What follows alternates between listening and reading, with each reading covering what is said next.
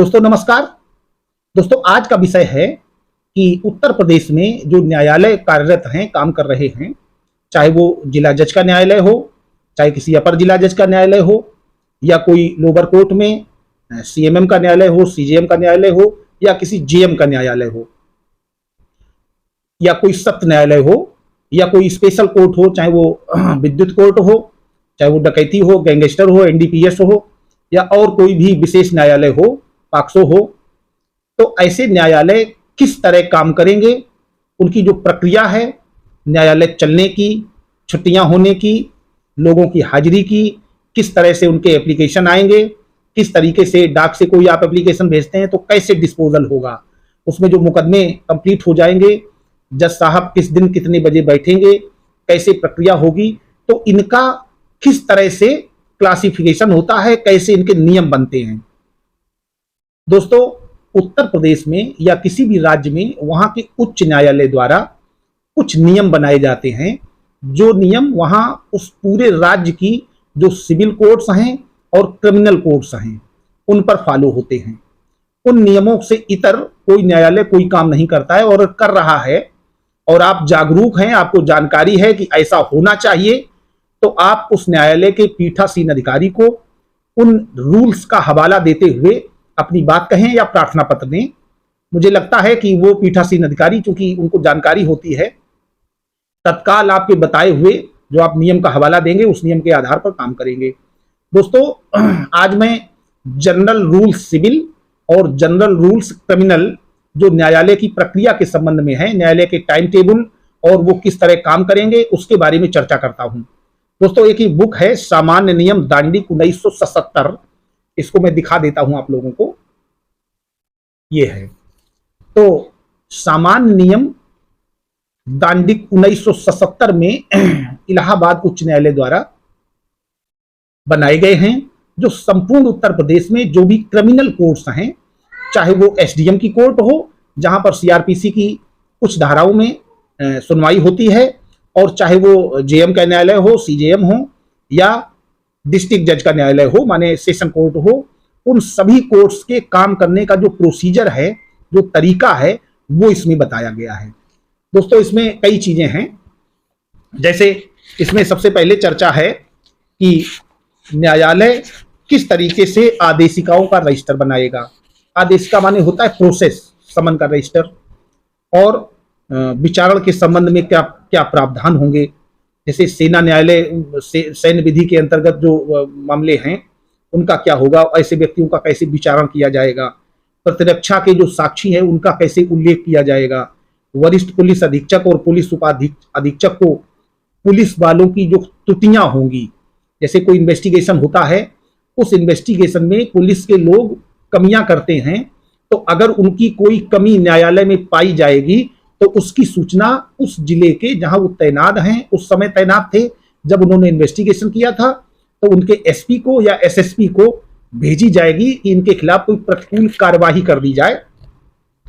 और न्यायालय में किस तरह से डायरी होंगी, क्या क्या उनमें लिखा जाएगा, और मामलों की साप्ताहिक सूची बनाई जाएगी, वो सूची अनुरक्षित रहेगी, और कौन कौन से लोग व्यवसाय करेंगे उसके प्राधिकृत व्यक्ति जो हैं उन्हीं के वकालतनामे पर सुनवाई की जाएगी।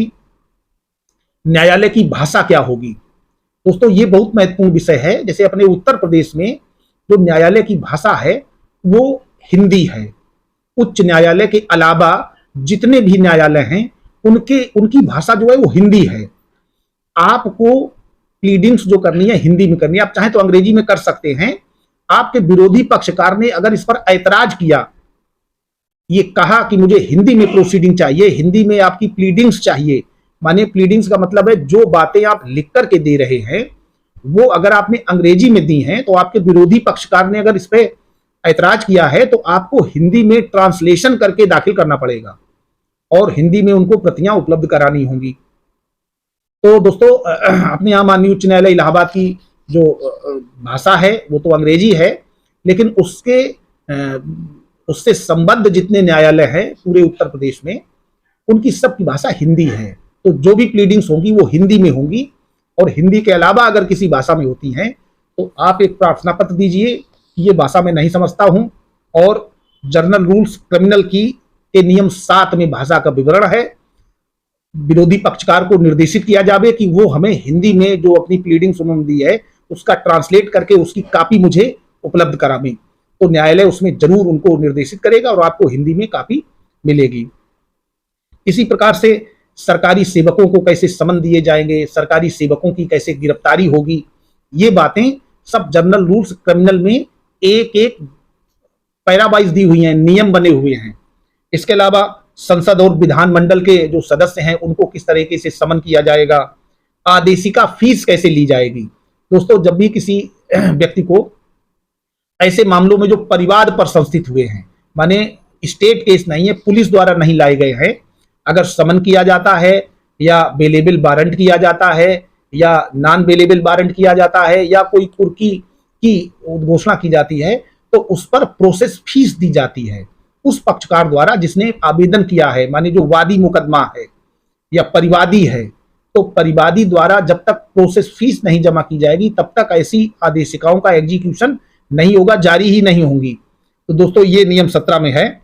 18 में है आदेशिका फीस का भुगतान कैसे किया जाएगा, अधिवक्ता का प्रमाण पत्र माने वकालतनामा किस तरीके से लगेगा, साक्ष्य का ज्ञापन कैसे किया जाएगा, संक्षिप्त विचारण में कैसे कथनों का उल्लेख किया जाएगा, डाकघर के अभिलेख को अनावश्यक रूप से प्रकट नहीं किया जाएगा, बहुत सारी चीजें हैं। अभियुक्त का वर्गीकरण कैसे किया जाएगा, किस किस प्रकार के अभियुक्त हैं उनका क्लासिफिकेशन, मृत्यु दंडादेश पारित हो जाएगा तब क्या प्रक्रिया है, और मृत्यु में दंडित महिला कैदी होगी तब उस पर क्या प्रोसीजर लागू होगा, और इस तरीके से चेक रसीद पुस्तिका होगी, अभिलेखों को अभिलेख कक्ष में भेजा जाएगा, अभिलेखों को रैक में रखा जाएगा। ये सारी चीजें, क्योंकि बहुत सारे लोग ये बातें नहीं जानते हैं और अक्सर इन्हीं में उलझ जाते हैं, और इसलिए इसको जानकारी होना जरूरी है। कागजातों को कितने समय बाद नष्ट कर दिया जाएगा, किस प्रकार के कागजात कितने दिन बाद नष्ट किए जाएंगे, ये भी इसी में प्रोसीजर में दिया हुआ है, और ये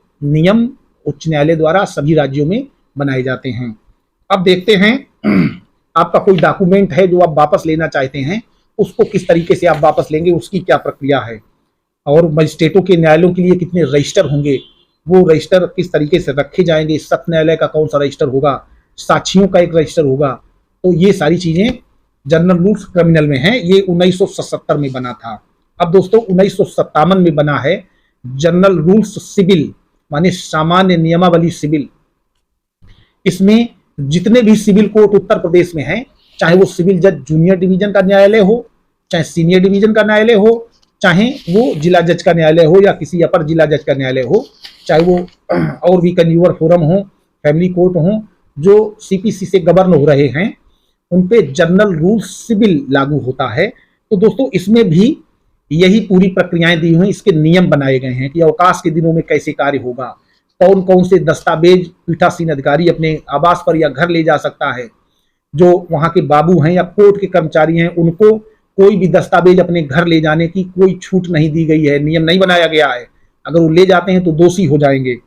उपस्थिति पंजिका होगी, न्यायालय में अनुपस्थिति का क्या किस तरीके से विवरण लिखा जाएगा, ऑर्डर शीट कैसे लिखी जाएगी, न्यायालय की भाषा क्या होगी, रबर की मोहर प्रसिद्ध की गई, किसी जजमेंट में कोई रबर की मोहर नहीं लगी होगी, माने पीठासीन अधिकारी की मोहर नहीं लगेगी उसमें।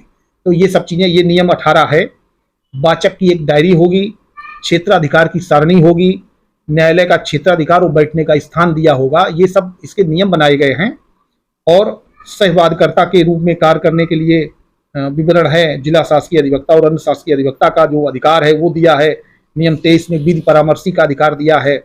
दस्तावेजों की वापसी कैसे की जाएगी। दोस्तों अधिकांश लोग अपने मुकदमे में मूल दस्तावेज नहीं दाखिल करते हैं, जिससे उनका मुकदमा सिविल का कमजोर हो जाता है। मूल दस्तावेज फेरिस्त के साथ, माने सूची पत्र के साथ दाखिल करने चाहिए। उनका एक कागज नंबर पड़ता है, कागज नंबर भी जनरल रूल्स सिविल में ही दिया है कि इस तरीके से कागजों का नंबर पड़ेगा।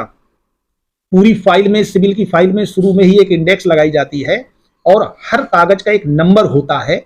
उस नंबर के आधार पर जब भी आप अपना कोई मूल दस्तावेज वापस लेना चाहते हैं तो इसमें एक नियम है, नियम 63। उस नियम 63 के तहत आप आवेदन करेंगे और अपना मूल दस्तावेज आप वापस पा सकते हैं। दोस्तों इसी तरीके से कमिश्नर कैसे होंगे और कमिश्नर क्या काम करेंगे, शपथ पत्र किस तरीके से लिखे जाएंगे, उनमें क्या तथ्य लिखे गए होंगे, शपथ पत्रों को सत्यापित करने के लिए मुंसरिम होंगे, कोर्ट फीस जो आप लगाते हैं कैसे निरस्त की जाएगी, टिकटें जो आप निरस्त कराते हैं 2 प्रकार से उनमें छेद होते हैं।